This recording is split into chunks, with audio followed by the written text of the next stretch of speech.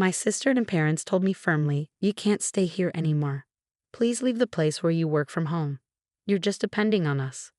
They didn't want me and my dog around anymore. I felt like they were finished talking about it. I answered, "If that's how you feel, then I'll do what I want," already thinking about my next moves. Let me tell you about myself. I'm Le, a 41-year-old woman who works as a freelance web designer. I can work from anywhere because of the internet and my home office setup. I like having my own space and being able to choose my own schedule. But things changed 5 years ago when my parents showed up at my house without warning. When they arrived, they started looking around and hinted at big changes. "Your house is big, Lisa," my mom said, glancing around. "It seems like we could live here too, especially with that spare room," my dad added. They seemed to think they could move in with me without even asking. But I never wanted to live with them, and I told them so. "Wait a minute. I don't want to live with you," I said, surprised by their suggestion. "What are you even talking about?" My dad got really mad and snapped back at me. "You've basically taken control of this house, claiming it was from your Uncle Michael, and now you're acting like it's yours. You're sinking pretty low." I tried to explain the truth, saying, "I didn't just take it. I talked to Uncle Michael, and he agreed to give it to me." But my parents were already set on moving in. They said, "Our old house is falling apart, and we can't stay there anymore." Since my mom didn't work and my dad's job didn't pay enough for big repairs, they felt like they had no choice but to move into the house Uncle Michael left me. I felt stuck because I didn't want to leave my parents with nowhere to go, so I reluctantly let them move in. But once they were settled, they started making snarky comments. They teased me saying, "Hey, Lisa, you're in your 40s now. When are you going to settle down?"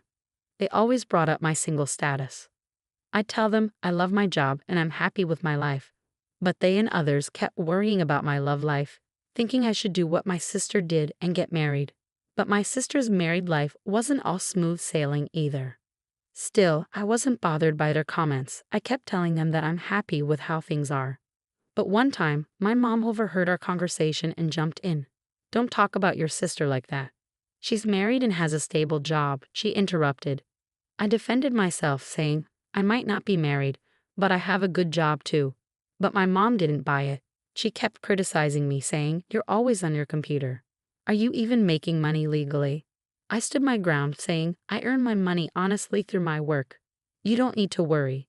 My mom didn't like my answer and scolded me, saying, "How dare you talk back to me? You're nothing like your sister." Being compared to my sister by our parents was something I was used to. She worked in an office temporarily while I chose to work from home. Even though I knew our parents might not understand working remotely, it still hurt to be put down all the time. One day, while I was cooking dinner, the doorbell rang unexpectedly. I was surprised to find my sister Carol there, carrying a lot of luggage. "Hey Carol, what's up?"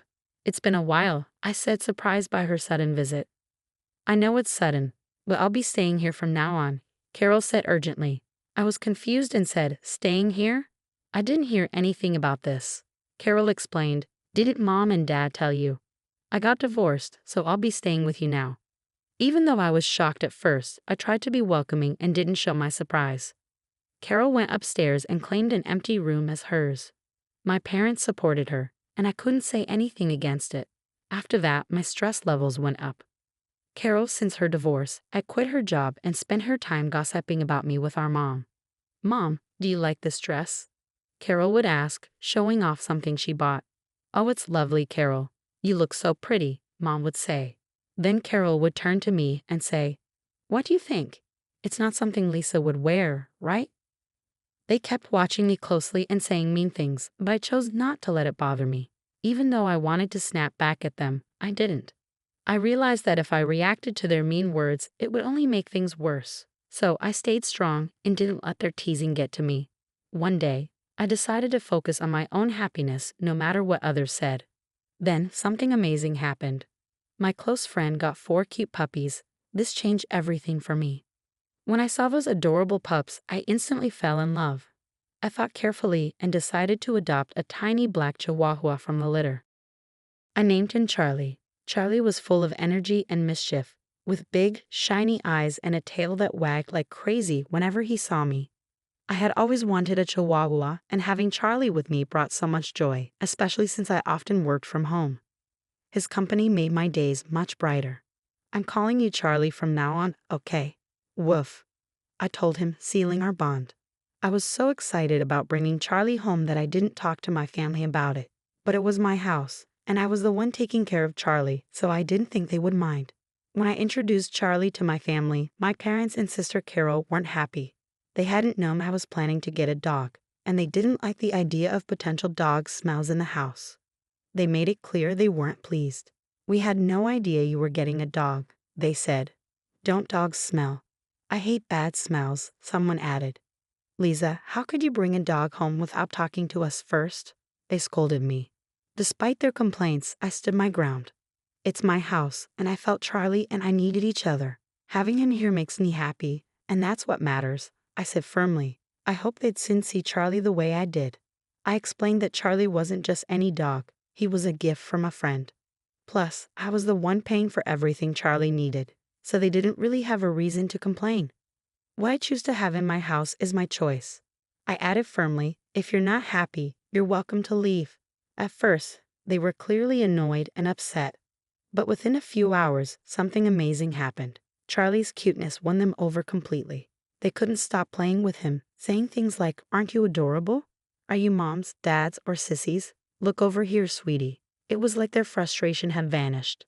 My whole family fell in love with Charlie, and his presence changed their attitudes completely. From then on, our house was filled with love for Charlie. Because of him, the tension between me and my family eased, and we had peaceful days together. But as life goes, something happened that disturbed our peace. While I was out running an errand, my sister Carol called me urgently. She sounded upset and said, "Come home now." Surprised by her urgency, I asked her what was wrong. She angrily explained over the phone. "It's not what happened, it's what Charlie did. He peed on my clothes. What if they smell?" I tried to reassure her, saying just wash them quickly and they'll be fine. Plus, isn't it your fault for leaving your clothes on the floor? Carol shot back, "What? It's my fault. It's your lack of training that's the problem."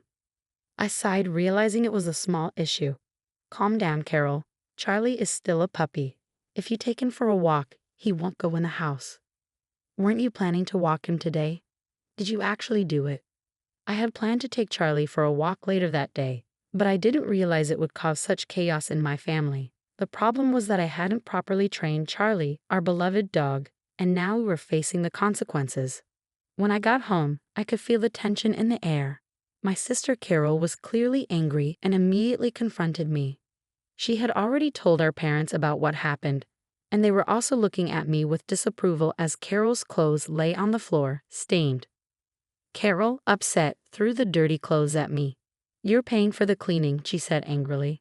"Why should I pay?" I argued. "You didn't take him for a walk and left your clothes all over the floor." My parents quickly joined in, urging me to take responsibility. "Lisa, shouldn't you apologize to Carol?" they suggested. "This mess happened because of Charlie." As they continued blaming me, I couldn't help but defend Charlie. "Can't we cut Charlie some slack? Puppies make mistakes just like babies," I argued. But my family was set on blaming both me and Charlie. "This is all because of that dumb dog," my sister snapped again. "Lisa, you're lucky you didn't get married. You probably couldn't even raise a kid properly." Her words stung, and I grew frustrated. "How can you say that?" I protested. "If you had taken him for walks and kept the house clean, none of this would have happened." My sister had had enough. She pointed at me and said, "I'm done with this." Things had gone from a simple pet accident to personal attacks, showing there were bigger issues within our family. Despite the tension, I knew it was important to stay calm and talk things through, focusing on training Charlie and improving communication within our family. Her words hit me hard. "What?" I said, shocked. "Did you really just say that?" I'm standing my ground, my sister said firmly. "We don't need someone like you here, wrecking our home," she continued, her words cutting deep, especially since she knew I didn't have a job at the moment. I was stunned. Didn't they realize I was the one paying the bills? As I stood there, shocked by my sister's hurtful words, even my parents sided with her. "You should leave, Lisa. Your presence only makes things worse," they said, echoing her sentiments. I couldn't take it anymore. "You're all bringing bad luck. Just go," we all shouted together, the tension thick in the air. "That's it. I've had enough, I finally said. If this is how it's going to be, fine. With that, I took charge. I quickly packed my things and left the house with Charlie wrapped in a towel. Revenge crossed my mind, but I knew this wasn't the end. A few days later, as I expected, my sister called me in a panic. "Lisa, help. What's going on with the house?" she asked, sounding anxious. Intrigued by this new development in our family drama, I asked, "What happened? Why do we have to leave all of a sudden?" "We've been told to leave by the end of this month," she said, sounding stressed. It hit me hard, and I couldn't help but wonder if this was a lesson for my family about being more compassionate and understanding. "Why do we have to leave all of a sudden?" Carol asked, her voice shaking with confusion. "I've decided to sell the house," I told her firmly. Carol froze, clearly shocked. "You can't do that." "It's not your decision," she said, trying to process what I'd just said. "The house officially became mine a month ago," I revealed, a fact I hadn't shared until now. "Uncle Michael gave it to me, and the title is in my name." "You're joking, right?" Carol's disbelief was clear. "Even if Uncle Michael transferred the title to you, you can't just sell the house like that." "I get your concern," I said, trying to reassure her. "But after you told me to leave, I talked to Uncle Michael. He confirmed that the house is mine now, Carol.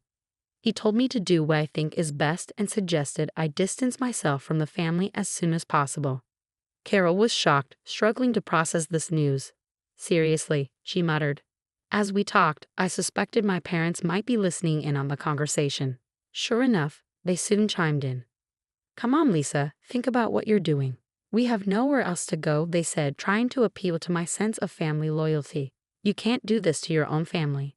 If you're a good daughter, you'll respect your parents," they added, their tone quiet but firm.